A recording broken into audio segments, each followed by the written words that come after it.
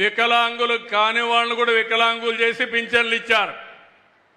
దొంగలకు పింఛన్లు ఇచ్చారు. నిన్నగాక మొన్న కృష్ణానగర్లో ఉండే జిలానీ అనే ఒక నాతో కలిసి పనిచేసిన ఒక అతను, సార్ మా గుంటూరు జిల్లాలో ఇట్లా ఒక పాప చూడండి నడవలేని స్థితిలో ఉంటుంది అమ్మాయి, ఆమె కూడా పెన్షన్ కట్ చేశారని ఆ ఫోటో ఉన్ను వాళ్ళు ఇచ్చిన నోటీసు అవి పంపిస్తే నేను వెంటనే మా రామారావు, మా ఏపీ బ్యూరో చీఫ్ రామారావుకి పంపించి చూడండి అంటే చూస్తే అమ్మాయికి అన్యాయం జరిగింది, పెన్షన్ ఆపేశారు.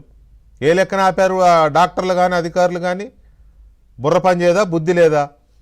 కదల్లేని ఒక అమ్మాయికి వచ్చే పెన్షన్ ఏ లెక్కన ఆపారు? మానవత్వం లేదా మీకు? అప్పుడు మళ్ళీ మా రామారావు ఫాలో అప్ చేస్తే అప్పుడు అది మళ్ళీ రెన్యూ చేశారు.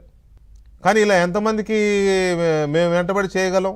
గుండు గుత్తగా లేపేస్తామంటే మీరు చేసే పనికి మాలిన దుబారా ఖర్చులకి ఆ వికలాంగుల పెన్షన్లు ఎక్కువైపోయినాయా?